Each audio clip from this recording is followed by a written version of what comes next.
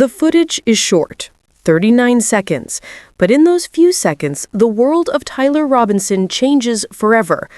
A blurred figure walks down a hallway, a camera light flickers, and silence fills the space where answers should have been. People online call it the hallway clip. Investigators call it evidence. But for millions watching, it's something else entirely. A question. Could Tyler Robinson have been framed?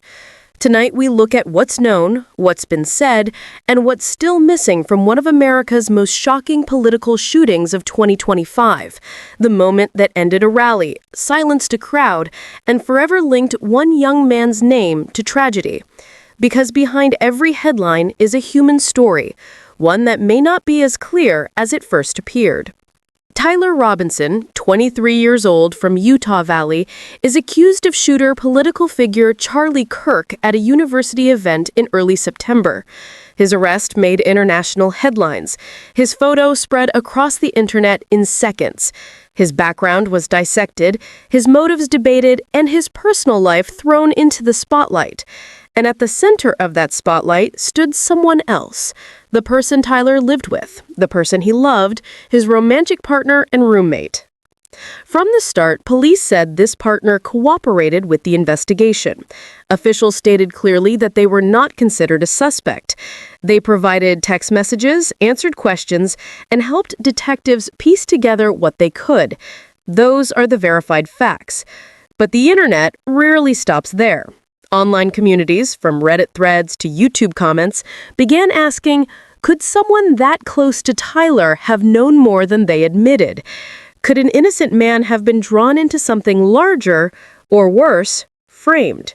It's a theory without evidence, but it's one that refuses to die. And to understand why, we need to examine what happened before the arrest, the relationship, the night of the rally, and the video that has everyone talking. According to official reports, Tyler attended the event at Utah Valley University. Security footage captured parts of the scene, witnesses described chaos, and moments later, shots were fired. Charlie Kirk was struck and rushed to the hospital. Tyler was arrested soon after. In his apartment, police collected devices, clothing, and personal items. Among those who cooperated during that search was his partner, the same person now surrounded by speculation.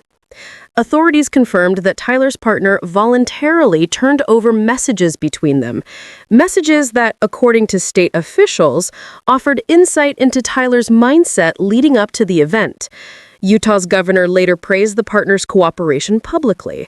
From a legal standpoint, that cooperation was straightforward. But emotionally, for the public, it left room for interpretation. People asked, why did those messages appear so quickly? Who decided which ones were shared? Was anything removed before police arrived? There's no proof of tampering, but in a world where digital evidence can be edited, compressed, or selectively shown, the smallest inconsistencies breed big theories. Then came the hallway clip. A local surveillance camera located near the apartment building where Tyler lived captured a person walking through a dimly lit corridor. The timestamp placed it roughly near the time police believe Tyler left home that night. The person's face isn't clear, just the body shape, the walk, the jacket. Online observers claimed the outline looked familiar, comparing it to older photos of Tyler's partner. Others disagreed, pointing out differences in gait, height, and lighting. Experts caution that low-resolution footage can easily mislead.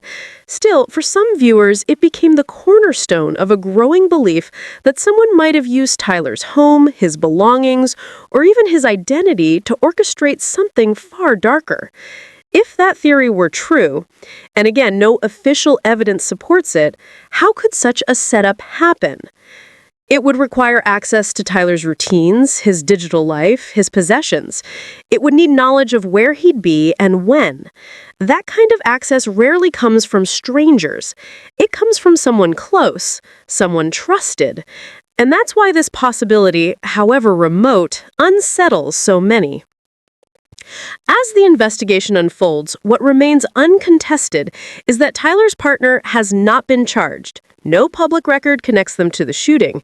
No witness has accused them of wrongdoing. But the speculation itself reveals something about us, our deep discomfort with how fast public narratives form and how little control ordinary people have once they're caught inside them. If you look through history, many high-profile cases follow this pattern: a shocking act, a quick arrest, and a desperate search for someone else to blame, someone who fits a more complicated picture. In Tyler's case, that secondary suspicion fell on the person closest to him. A partner's cooperation, ironically, became fuel for those who doubted their innocence. What makes this story so haunting is how human it is. Two people living together, a tragedy no one saw coming, and a digital world dissecting their every move. Whether you believe the official narrative or the online theory, one truth remains: perception can become judgment long before facts are proven. As journalists and storytellers, our job isn't to decide guilt. It's to examine how stories evolve and why. When a case this explosive hits the public, emotion runs ahead of evidence. Screenshots replace sworn statements. Shadows in a video become identities. And by the time clarity arrives, reputations are already destroyed. So, could Tyler Robinson have been framed? Possibly, in the sense that any case this complex invites questions. But until verified evidence proves otherwise, that idea remains speculation. Still, it's a speculation that forces uncomfortable reflection. How easily could any of us be misunderstood? Our digital traces turned against us? Our private relationships dissected in public? How fast could one camera angle define the rest of our lives? This case isn't just about what happened that night. It's about how we decide what's true. It's about trust, technology, and the dangerous space between them. In upcoming segments, investigators will release additional data from phone logs, GPS records, and possibly higher quality footage. Those materials may clarify timelines or close some of these gaps. But until then, all we have are fragments, pieces of a larger story still unfolding.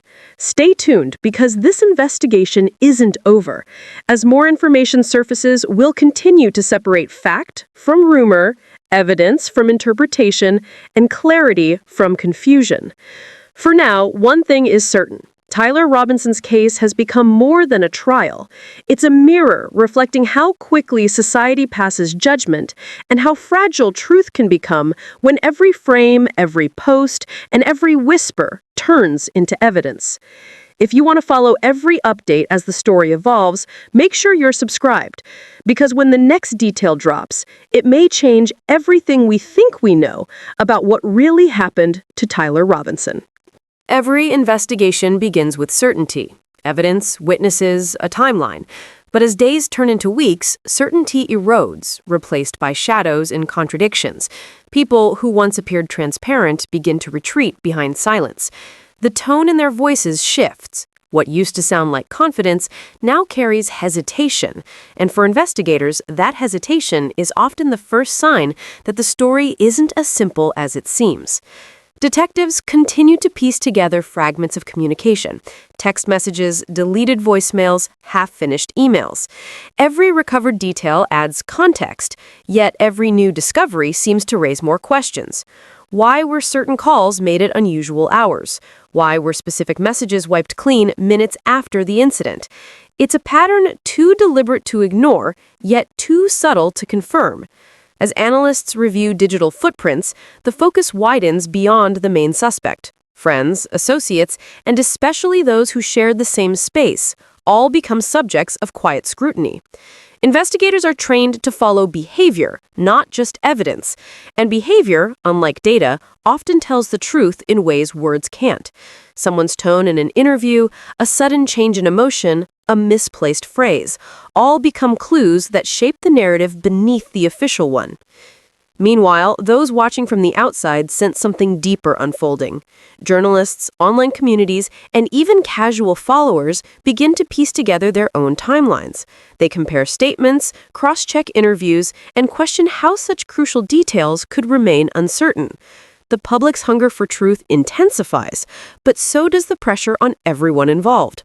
When millions of eyes are fixed on a case, fear of judgment can alter how people act and sometimes what they say. Then there's the video, a piece of evidence that, depending on how you look at it, either clarifies or complicates everything. Experts analyze the lighting, the distance, the movement.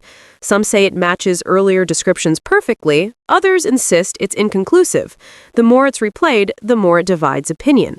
And yet, the emotional weight it carries is undeniable. People see what they want to see. Guilt, innocence, betrayal, all framed within a few blurred seconds of footage. Behind closed doors, investigators face an uncomfortable reality. If the wrong person has been accused, the implications are enormous. It wouldn't just be a mistake, it would be a failure of an entire system built to prevent them. But if the accusation is right, then someone managed to manipulate the truth so convincingly that even professionals questioned it.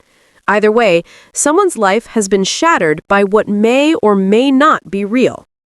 Family members continue to plead for answers. Friends describe confusion, disbelief, and fear. The people closest to the heart of the story are torn between defending their memories and doubting them. Some say they notice changes, small signs of tension, strange conversations, a feeling that something wasn't quite right. Others claim they saw nothing unusual at all.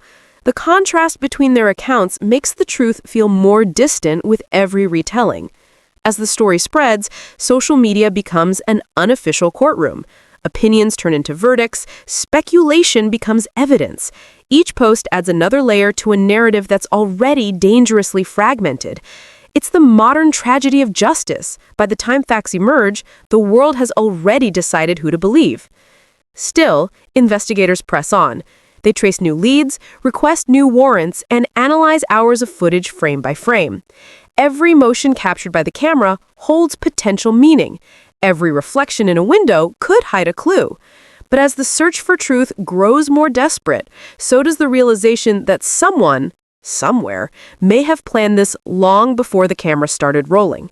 The unanswered question remains, was this a simple act of violence, or the outcome of something much larger, carefully orchestrated and hidden in plain sight? The line between guilt and setup becomes thinner with every passing day. And as investigators prepare their next move, the public waits, divided, emotional, and increasingly uncertain whom to trust. Somewhere out there, someone knows exactly what happened. And until that truth surfaces, every new discovery will only deepen the mystery. Stay alert, because what comes next may expose the side of the story no one was prepared to see.